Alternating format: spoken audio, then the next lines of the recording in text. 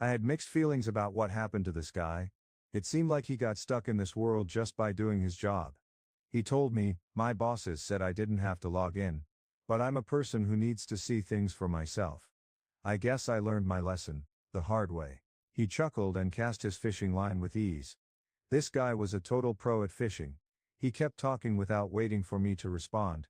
I think there are about 20 or 30 other older guys like me who got trapped in something they shouldn't have.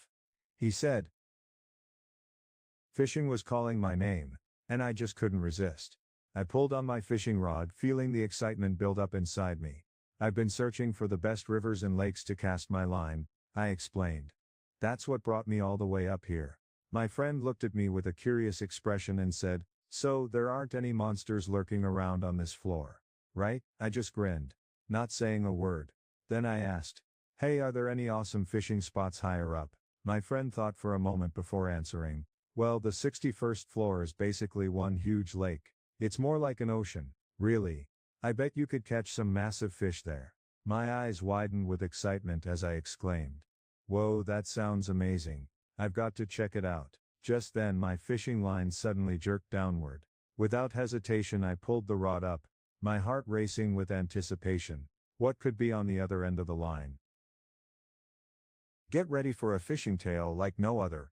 Nishida was probably a superstar fisherman in real life, and his skills in the game were off the charts. I let out a loud, "Ooh," as he pulled in a massive shiny blue fish.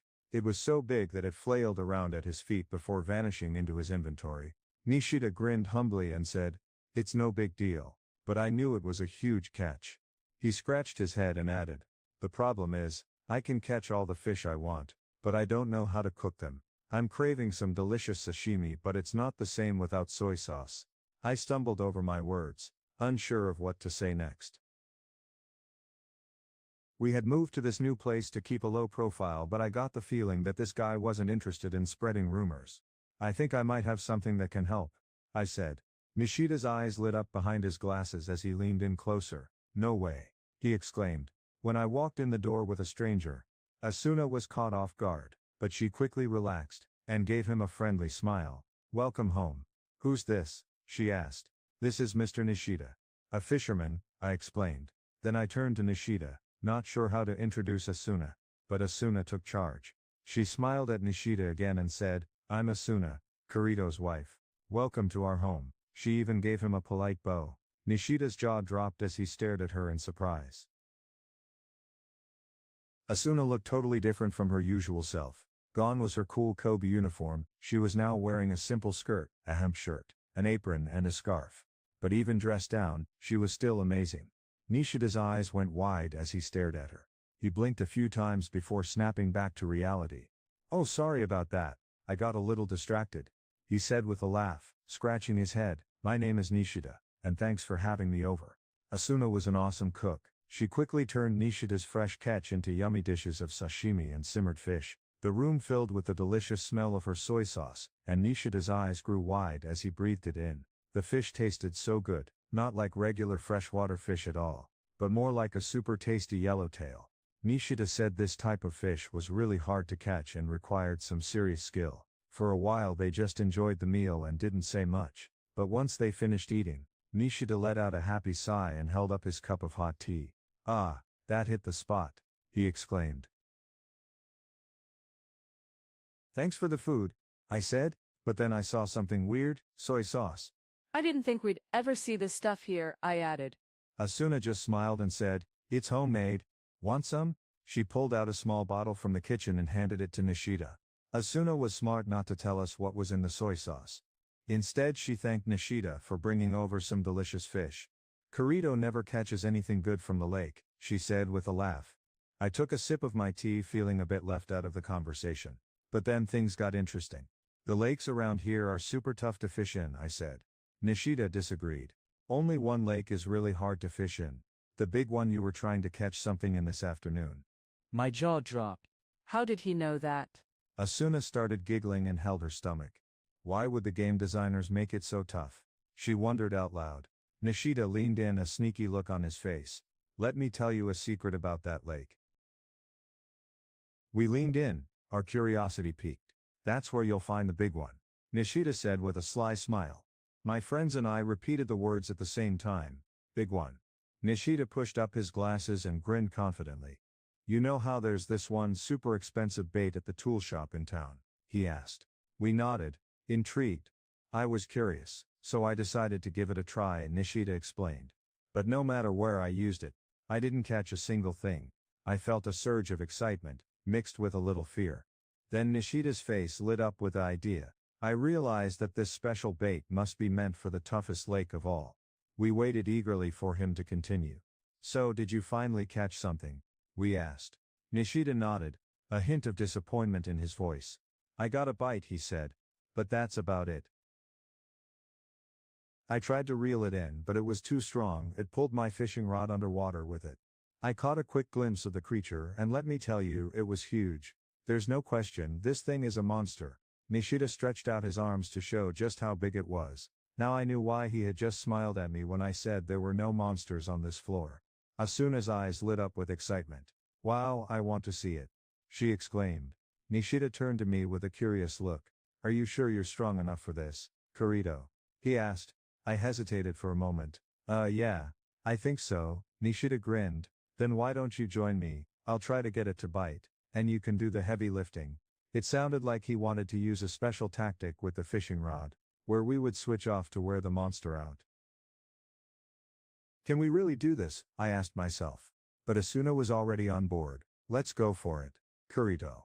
This sounds like an adventure, she exclaimed, her eyes sparkling with excitement. She loved trying new things, and I had to admit, I was curious too.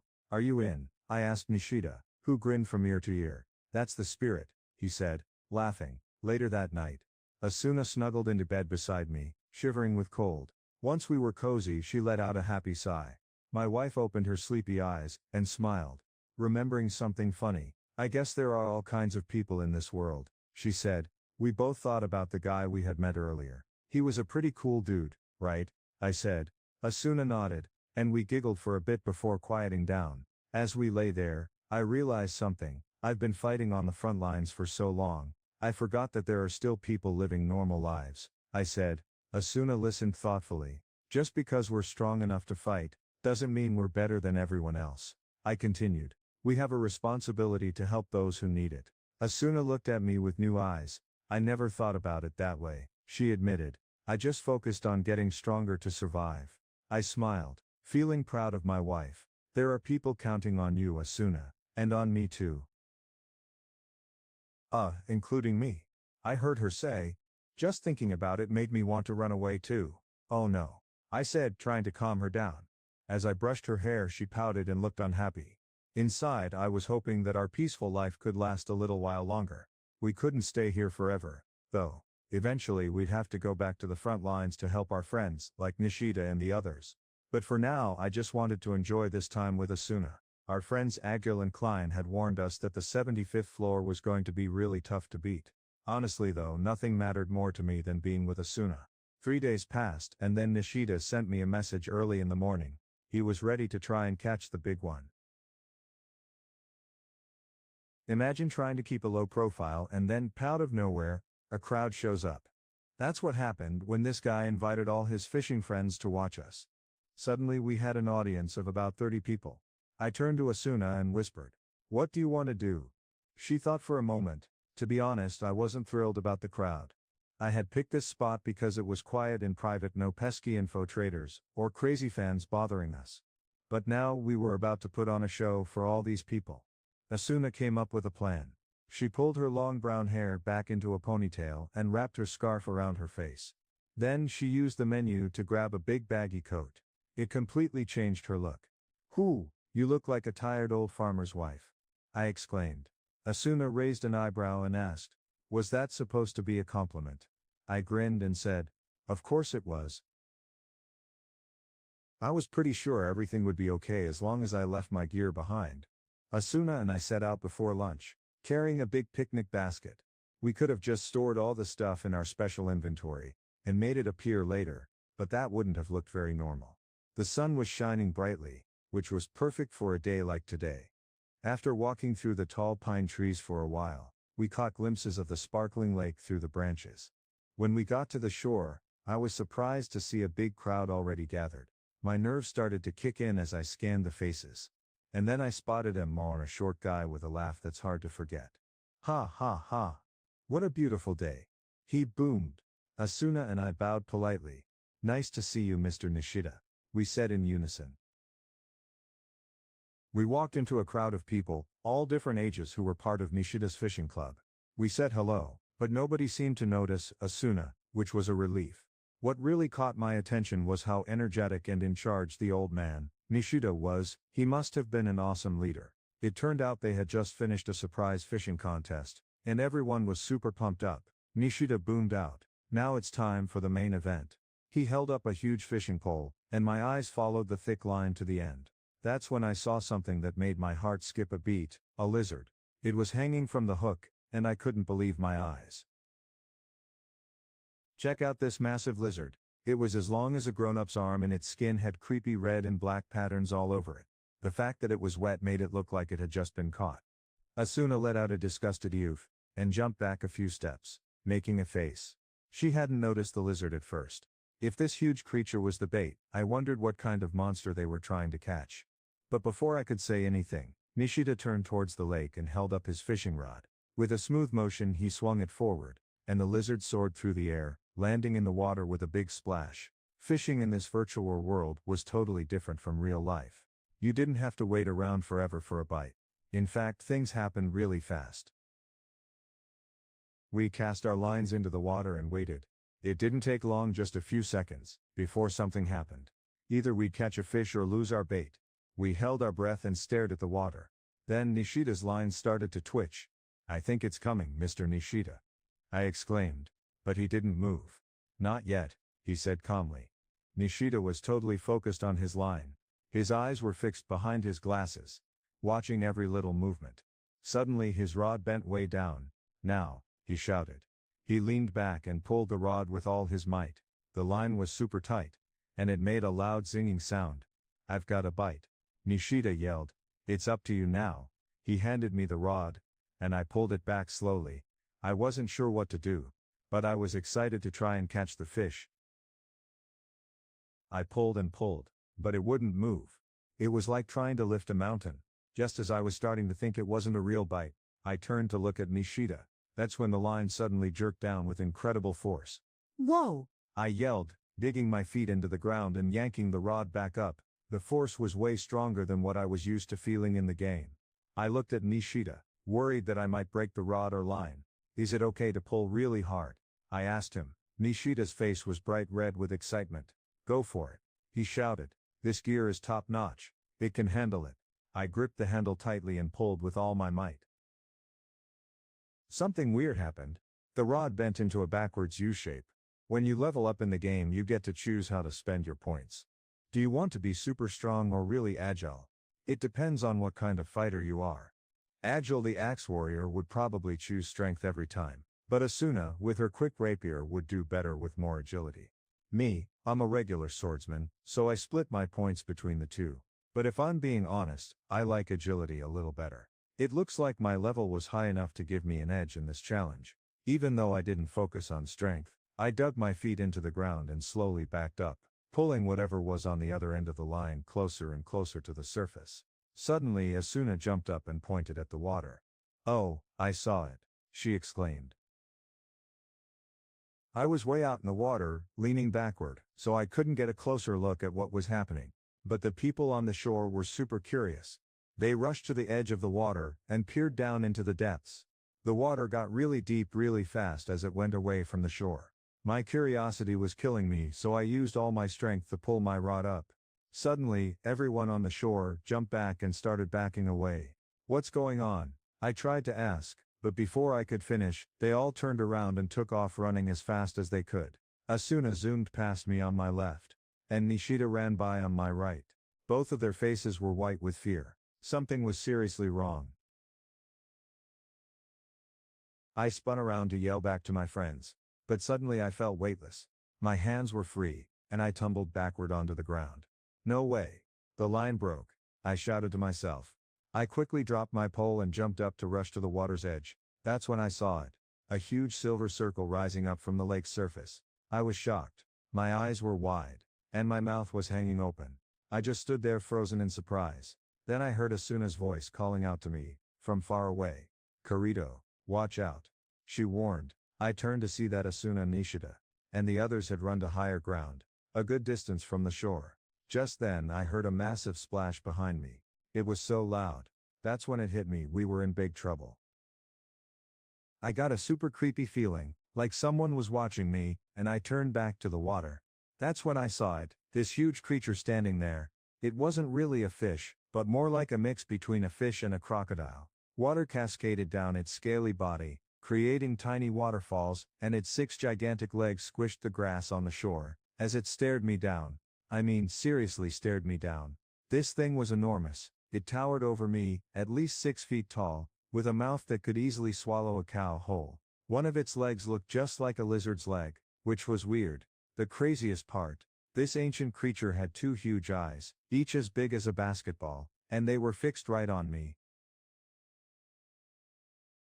As I stared at the beast, a yellow cursor popped up above it. I remembered what Nishida had said, that this lake's biggest creature was a monster like no other. And boy, was he right. This thing was huge and terrifying. I took a few steps back, my smile fading fast. Then I spun around and sprinted away as fast as I could. The beast let out a deafening roar and charged after me. I was running so fast, I felt like I was flying. My friends were just ahead, and I caught up to them in no time. But instead of being happy to see them, I was angry. "That's not fair," I exclaimed. "You can't just leave me behind." One of my friends, Kirito, shot back. "Not now, this isn't the time for blaming each other." I turned around, and my eyes widened in fear. The giant fish was barreling towards us. Its movements awkward but super fast. "Whoa, it's moving on land. Does it have lungs or something?" I asked. But before anyone could answer, Nishida yelled, "No time for questions. We need to get out of here. Now." He was freaking out, and I didn't blame him. We all needed to scram fast. The crowd around us was totally freaked out. Some people were even lying on the ground too scared to move. Asuna leaned in close and whispered, "Do you have any weapons?" She was right, it wouldn't be easy to keep all these people safe without something to defend ourselves. I had to admit, I didn't have anything. Asuna just shook her head and said, "Oh great." Then she turned to face the huge fish with legs that was coming straight for us. With a few quick taps on her window, whatever that meant, she got ready to take on the creature. The fishermen, including Nishida, watched in amazement as Asuna quickly took off her scarf and big coat. Her brown hair flowed in the wind, and we could see what she was wearing underneath, a long green skirt and a simple shirt. But what really caught our attention was the shiny silver sword holder at her side. It sparkled in the sunlight, and we couldn't help but wonder what she was going to do next. Asuna pulled out her sword ready to take on the huge monster charging towards her. Nishida, who was standing next to me, suddenly freaked out. "Kirito. Asuna is in big trouble," he exclaimed, grabbing my arm. I just shrugged. "Don't worry. She's got this." But Nishida was not having it. "Are you crazy? If you won't help her, I will." He grabbed a fishing rod from his friend, and was about to rush into battle when I quickly stopped him. Meanwhile, the giant fish was getting closer and closer to Asuna. It opened its massive mouth, showing off hundreds of sharp teeth. But Asuna was quick. She dodged to the side and struck with her sword, using a fancy move like a fencer. The inside of the fish's mouth lit up with a huge explosion, and it looked like Asuna had just landed a major hit. The monster soared into the air, but Asuna barely moved an inch. It looked super scary, but I didn't think it was that tough. I mean, the game designers wouldn't put a really dangerous monster on a low-level floor, especially not in a fishing event. They like to make things challenging, but fair. Asuna proved me right with one swift swing of her sword. The monster's health bar plummeted, and it came crashing down to the ground with a loud thud. Asuna didn't stop there. She kept attacking with lightning-fast moves that showed off her skills. Nishida and the other fishermen watched in awe as Asuna danced around the monster, striking again and again. She totally lived up to her reputation.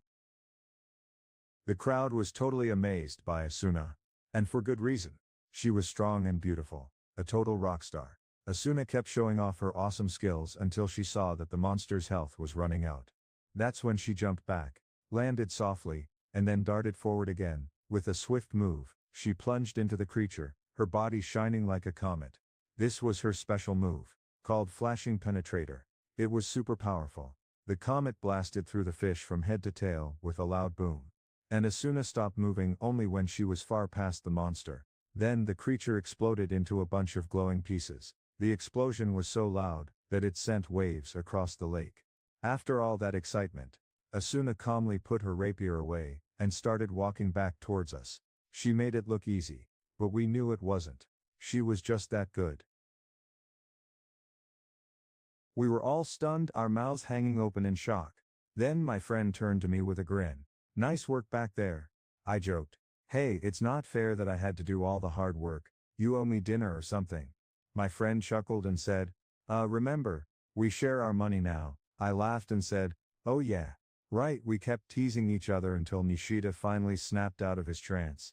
He blinked really fast and said, "Wow, that was crazy. Your wife is super strong. Can I ask, what's her level?" Asuna and I looked at each other nervously. This conversation could get tricky. I quickly changed the subject. "Forget about that for now. Check out what we got from the fish." Asuna pulled up a screen, and a shiny silver fishing rod appeared. Since it came from a one-of-a-kind monster, we knew it was something special, something you couldn't buy anywhere else. Nishida's eyes lit up and he said, "Whoa. Whoa, what's this?" Nishida exclaimed, his eyes shining with excitement. The others around him started buzzing with amazement. I thought we had them distracted. But now they were really curious. A younger guy stepped forward, staring at Asuna in awe. "Hey, are you Miss Asuna from the Knights of the Blood?" He stuttered. Asuna's face lit up, and she smiled uncomfortably. As the guy's eyes widened in recognition, "I knew it. I have a picture of you," he said, getting more and more excited. The crowd started murmuring even louder, like a big wave of noise. The younger guy took another step forward, his eyes fixed on Asuna. "This is amazing. I never thought I'd get to see you fight in person. See, can I have your autograph?" he asked. But then he stopped suddenly. He looked back and forth between Asuna and me, like he had just realized something important. "Here's the rewritten text," he muttered under his breath, his face serious. "Why, you're married." Now it was my turn to force a smile. We stood there feeling super awkward, while the guy let out a loud wail of sadness. Nishida just blinked, looking totally confused, and that's how our secret honeymoon came to an abrupt end after just 2 amazing weeks. I guess I should feel lucky to have been a part of something so crazy. That night I got a message from Heathcliff. He was calling a meeting to plan our attack on the boss monster of the 75th floor. The next morning I was slumped over on the side of the bed, feeling pretty down. Asuna was already up and getting ready, clicking her boots on the floor. "Come on, don't be sad," she said, trying to cheer me up. "But it's only been 2 weeks," I whined, acting like a big kid.